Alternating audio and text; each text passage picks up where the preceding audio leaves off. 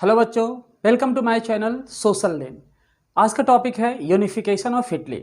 ये जो nationalism in Europe है, हिस्ट्री का जो चैप्टर है नेशनलिज्म इन यूरोप, इससे ये जो तीन यूनिफिकेशन वाला जो टर्म है ना, जर्मनी, इटली और ब्रिटेन, इस तीन में से क्वेश्चंस एकदम रहता ही है हर साल बोर्ड एग्जाम में। तीनों में से किसी एक में से तो रहेगा ही, 3 नंबर 4 नंबर या 5 नंबर का एक क्वेश्चन रहना ही रहना है। तो इसीलिए ये बहुत ही इंपॉर्टेंट टॉपिक बन जाता है हर एक बच्चों के लिए, और सिरदर्दी भी। क्यों? क्योंकि इसमें ना है बहुत सारे नाम्स आ जाते हैं और बहुत सारे ऐसे छोटे छोटे पॉइंट्स हैं जो बच्चों को याद नहीं रहता है। तो अभी अभी हम लोग डिस्कस करने जा रहे हैं इटली का यूनिफिकेशन, और इससे पहले हम जर्मनी का यूनिफिकेशन डिस्कस कर चुके हैं।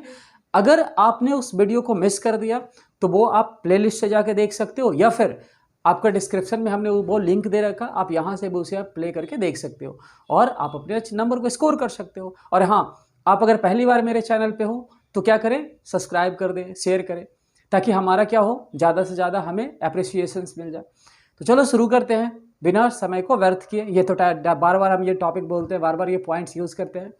तो यूनिफिकेशन ऑफ इटली में इंटरेस्टिंग क्या है, क्या ऐसा चीज़ पढ़ने वाले हम। तो सबसे पहले बात की जाएगी मिड 19th सेंचुरीज़ का। आप में से कितने बच्चों को पता है मिड 19th सेंचुरी क्या होता है? आप ये जो 19th 18th 20th सेंचुरी होता है ना, अगर आप इसमें कंफ्यूज हो तो ये भी आप क्लियर कर लो। 19th का मतलब क्या हो गया, 1800 टू 1900, मतलब जिस सेंचुरी की ओर हम बढ़ रहे हैं उसी का नाम है। देखो 18 से 19 की ओर जा रहे हैं, इसलिए 19th सेंचुरी। और क्या कह रहा है, मिड 19। मिड 19 का मतलब क्या हो गया, 1850। तो 1850 70 60 के दौरान का बात है।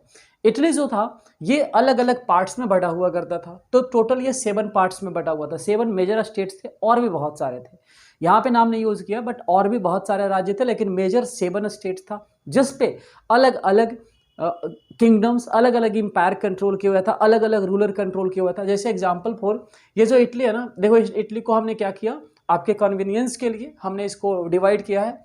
इटली का जो नॉर्दर्न पार्ट है, इसे जिसमें लोम्बार्डी और वेनेशिया जैसे स्टेट्स आता है, इसको कंट्रोल किए हुए था ऑस्ट्रिया का Habsburg empire, Austrian Habsburg empire. 2 राज्य को कैप्चर किए हुए हैं, ठीक है। फिर दूसरा देखते हैं, सेंटर में कंट्रोल था रोम का।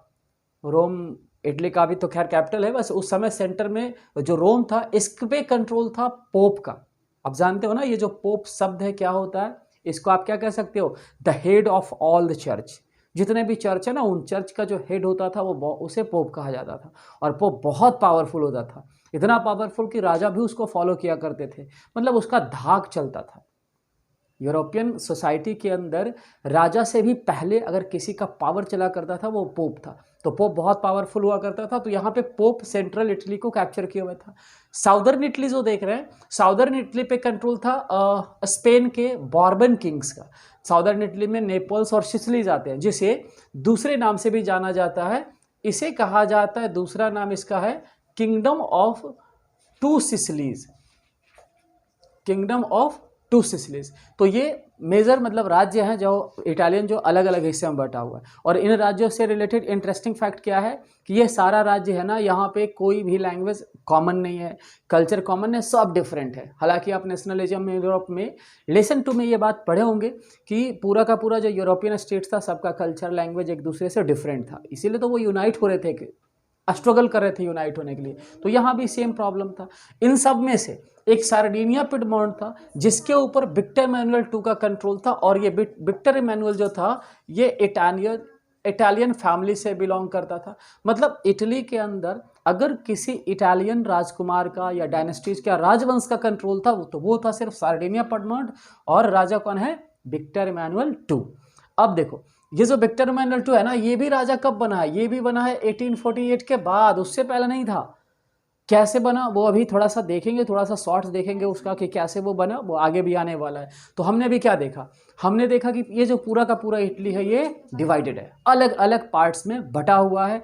नॉर्थ पार्ट को कोई कैप्चर कर रखा है, साउदर्न पार्ट को कोई और है, सेंटर पे किसी और का कंट्रोल है। एक बस इकलौता राज्य ऐसा है जिसके ऊपर किसी एक राजवंश का, वो भी इटली का कंट्रोल है। अब देखते हैं कि ये जो पूरा इटली है, इसको यूनाइट करने में कौन कौन सा कैरेक्टर्स आ गया है और किस कैरेक्टर्स ने क्या किया इसके लिए। इटली को यूनाइट करने के लिए। तो देखो इटली को यूनाइट करने के लिए मेजर कैरेक्टर्स देखो कौन कौन है। मेजनी है, आप इसके बारे में ऑलरेडी पहले ही पढ़ चुके हो मेजनी के बारे में, वो रिवोल्यूशन फेमस रिवोल्यूशनरीज में आता है। 1807 में ये जेनेवा में इसका मतलब पैदा हुआ और फिर बहुत सारा कांड किया, ये हम लोग पहले ही देख चुके हैं, तो यहाँ इसके बारे में ज़्यादा नहीं देखेंगे। दूसरा है केवर, ये ऑस्ट्रिया का ये इटली का चीफ मिनिस्टर है यहाँ का, सार्डिनिया पेडमोंट का। और तीसरा है गैरिबाल्डी। ये तीन मेजर कैरेक्टर है, विक्टर एमानुएल तो है ही, बट ये तीन मेजर कैरेक्टर है जिन्होंने अपना कॉन्ट्रीब्यूशन दिया, जिनका बहुत ही इंपॉर्टेंट रोल है इटली को यूनाइट करने में। कौन कौन कैरेक्टर हम बताया अभी अपने?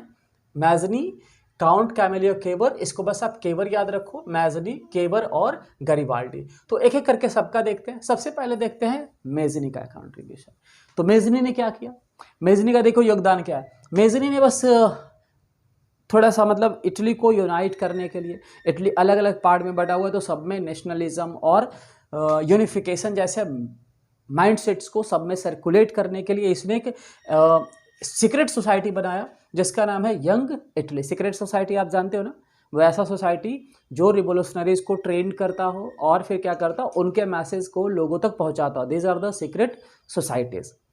ठीक है, अब सीक्रेट सोसाइटी ये यंग इटली है। अब जितने भी इटली के यूथ है इसमें मेंबर इसका बन रहे हैं और ये क्या कर रहे हैं, इसी सोसाइटीज़ के माध्यम से नेशनलिज्म और यूनिफिकेशन जैसे फीलिंग्स को लोगों के बीच में स्प्रेड कर रहा है। ठीक है, इसने यानी मेजनी ने क्या किया, दो रिवॉल्यूशंस को भी काफ़ी अच्छी तरीके से डील किया, अटैम्प्ट किया, 1830 का और 1848 का, बट ये दोनों फेल हो गया। लेकिन हाँ, इसका एक आउटकम ये निकला कि इसके बाद ये विक्टर इमैनुअल जो था ये कम से कम एक राज्य का किंग बन गया। तो मेजनी के योगदान से कह सकते हो कि ये किंग बना, इटली का राजा बना, सार्डिनिया पेडमोंट का।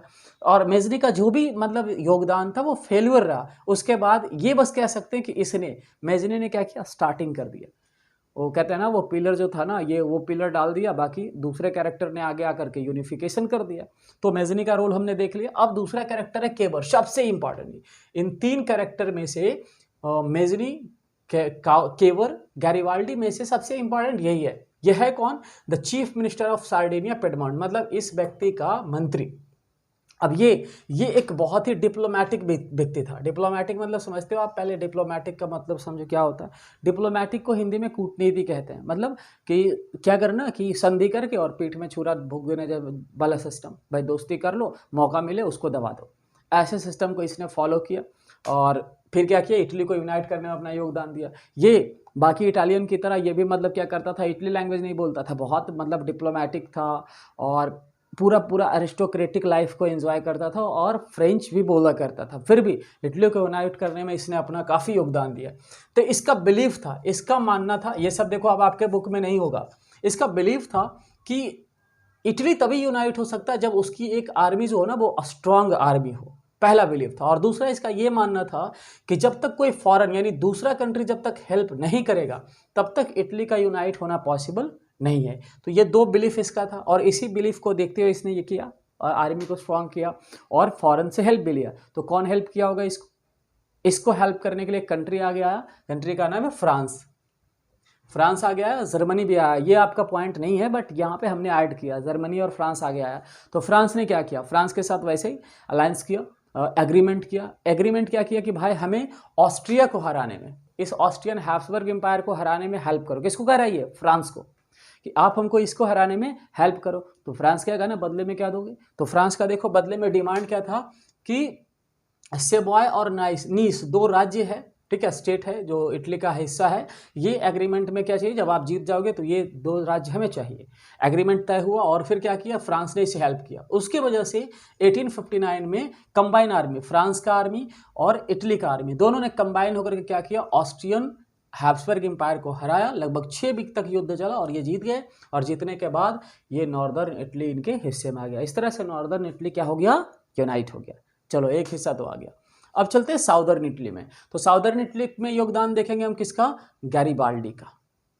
गैरिबाल्डी के बारे में इंटरेस्टिंग चीज़ ये है कि ये कोई है ही नहीं, मतलब न विक्टर इमैनुअल से रिलेटेड है, न केवर से रिलेटेड है, ना किसी कंट्री का प्रिंस या राज्य, कुछ नहीं। मतलब ये बस एक लीडर है जो रिवॉल्यूशंस को सपोर्ट करता है। और वो भी किसका लीडर है, किसानों का लीडर है।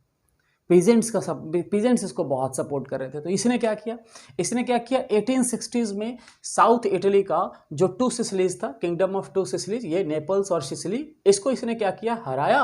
और हराने के बाद क्या किया, इसको मतलब ये पूरा का पूरा हैंड ओवर कर दिया कि इसको विक्टर इमैनुअल II को। तो नॉर्थ और साउथ इटली तो कंबाइन हो गया और इटली बन गया। ठीक है, अब यहाँ पे एक क्वेश्चन है कि ये जब गैरीबाल्डी इन सब में से किसी के हिस्से में आता ही नहीं था, किसी से कंबाइन था ही नहीं, तो फिर यूनाइट करने में इतना ज़्यादा योगदान क्यों दिया, आखिर किसानों ने इतना ज़्यादा सपोर्ट क्यों किया? कारण है उसके पीछे कारण क्या है कि वहाँ के जो किसान थे ना, उस पर बहुत ज़्यादा असर था रोमांटिक इमेजिनेशन का। रोमांटिक इमेजिनेशन, अब देशभक्ति इसको कह सकते हो, मतलब एक ऐसा feeling of nationalism through the culture, music, dance, language, इन सब चीज़ों के माध्यम से अगर किसी व्यक्ति के अंदर नेशनलिज्म की फीलिंग आ जाए तो उसे क्या कहा जाता है, रोमांटिक इमेजिनेशन।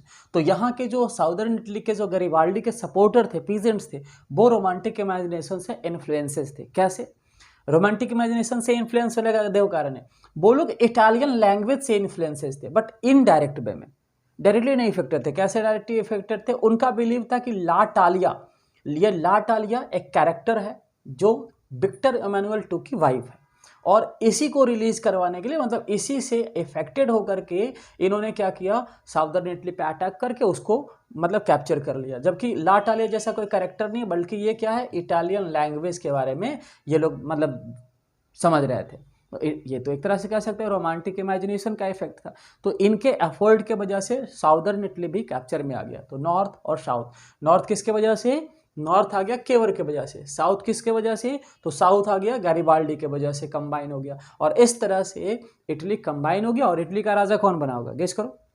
तो इटली का राजा कौन बन रहा है, विक्टर इमैनुअल II। तो इटली यूनाइट कब हुआ, इटली यूनाइट हो गया 1861 में। तो आप कहोगे कि सर अभी एक तो टॉपिक बचा हुआ, ये रोम पे जो पोप का कंट्रोल है, ये कहाँ गया, ये बुक भी ने डिस्कस किया।